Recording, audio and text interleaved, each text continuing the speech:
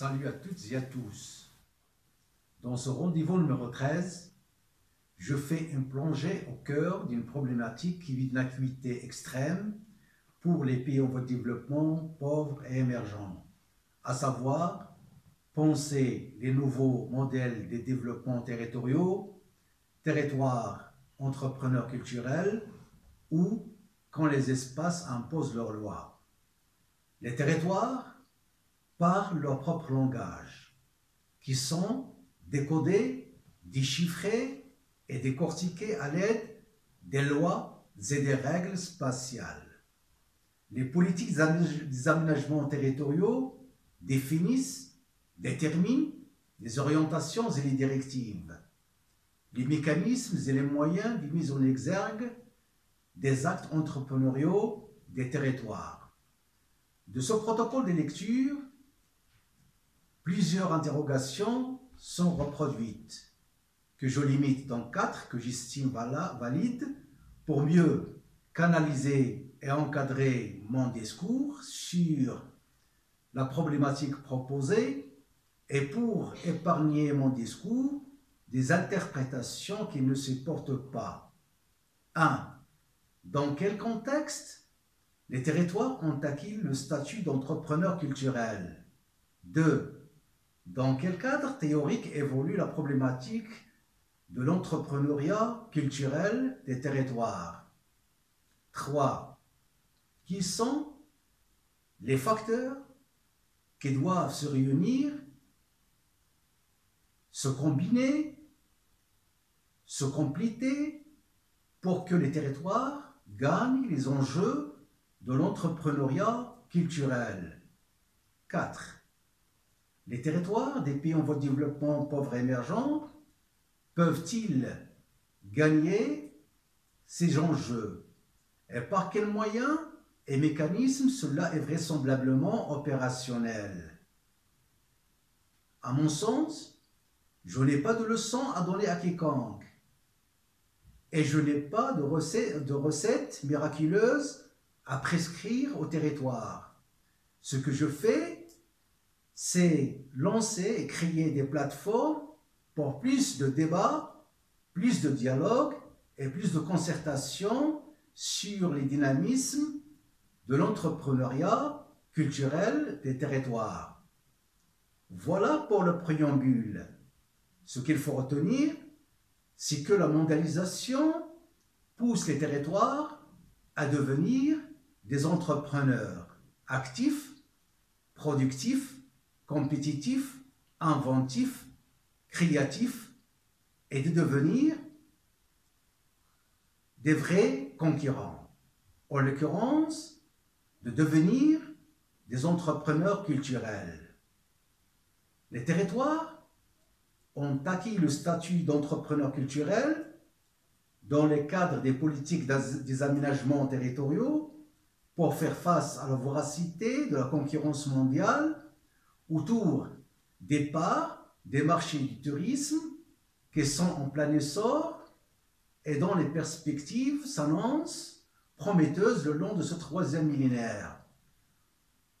Tant que le tourisme reste l'aspect principal de la modernité et de la culture de masse, à travers l'imaginaire touristique qui se fonde sur des bases mythologiques et anthropologiques, ce qui fait du tourisme des quêtes à plusieurs dimensions.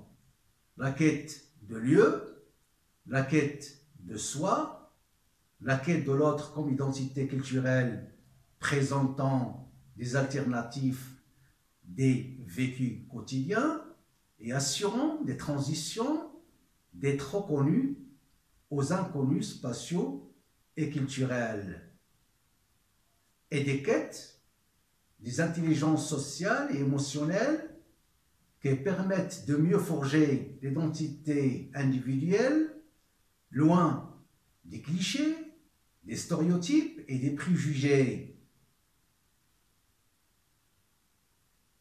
Et des regards qui se fait vers les autres avec beaucoup d'idéalisation ou de diabolisation. Et tant que le tourisme reste l'industrie par excellence de ce troisième millénaire, génératrice de richesses et d'emplois, ce qui fait couper le souffle aux pays qui enregistrent du retard en termes des activités touristiques et faire glisser des milliards dans les caisses des États qui développent ces activités.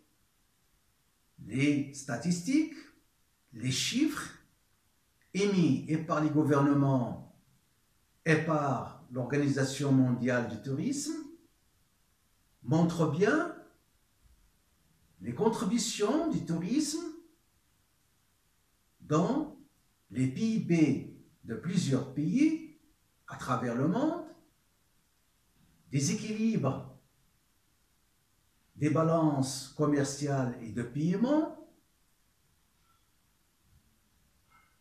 les chiffres, les statistiques dévoilent aussi les écarts énormes entre les pays en termes de nombre de touristes et de nuitées, des richesses et des emplois directs et indirects générés par les différents secteurs touristiques. Pour mieux illustrer ceci, je prends comme exemple les deux rives de la Méditerranée, la rive nord avec des pays comme l'Espagne, la France, l'Italie, qui rivalisent les premières places à travers le monde aux États-Unis et qui sont des destinations privilégiées des touristes internationaux, et la rive sud occupée par les pays du Maghreb plus l'Égypte.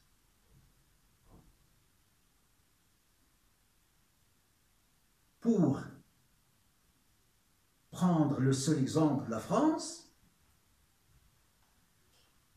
ce pays s'est classé en tête de liste des pays qui enregistrent le plus grand nombre de touristes en 2018, avec des arrivées qui ont atteint 90 millions de touristes, qui ont laissé dans les caisses de l'État français quelques 57 milliards d'euros et qui ont stimulé la consommation touristique à quelques 160 milliards d'euros. Et les taxations à quelques 300 000, des taxations directes, je dis, à quelques 300 millions d'euros. Tandis que les pays du Maghreb plus l'Égypte n'ont pas enregistré que le 1/3 du nombre de touristes visités qui ont visité la France et n'ont encaissé que le 1/4 des recettes touristiques de la France.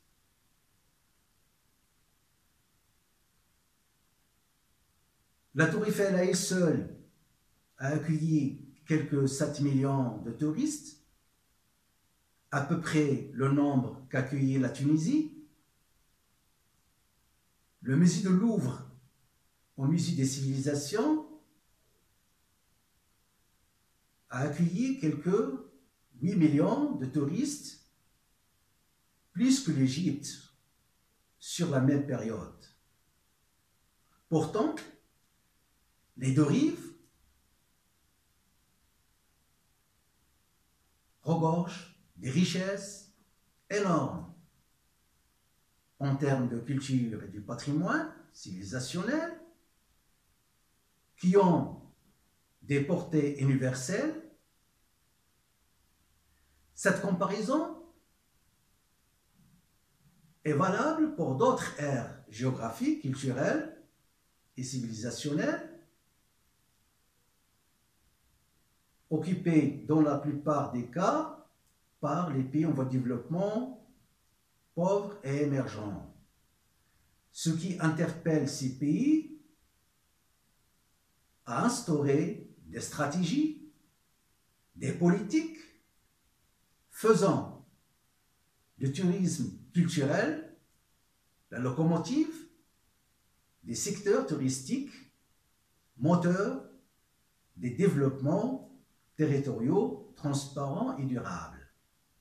Pour en venir à ceci, il est primordial et impératif de travailler sur plusieurs axes.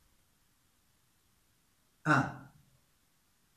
Mettre en place un arsenal juridique, institutionnel et administratif pouvant dynamiser les processus de l'entrepreneuriat culturel.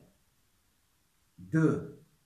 Répertorier, classifier, réhabiliter, restaurer et préserver les patrimoines culturels et civilisationnels, matériels et immatériels. 3. Mobiliser et sensibiliser les populations et les communautés locales autour des dynamismes culturels de leur territoire. 4.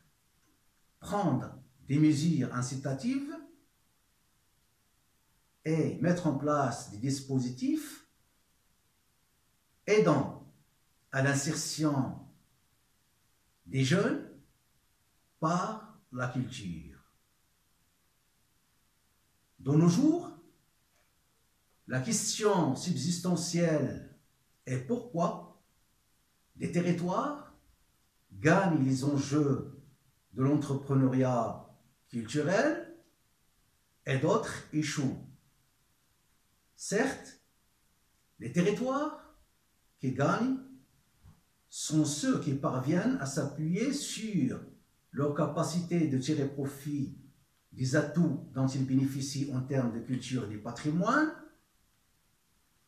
sur leur capacité d'organiser des systèmes de production, d'innovation et de rénovation culturelle à l'échelle de chaque territoire et à l'échelle interterritoire, sur leur capacité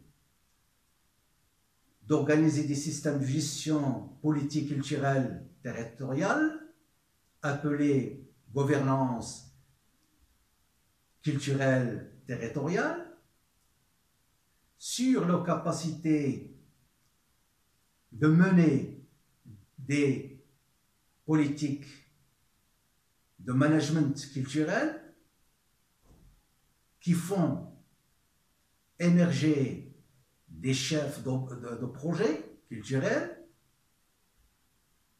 pouvant mobiliser d'autres acteurs autour des petits et des grands projets culturels,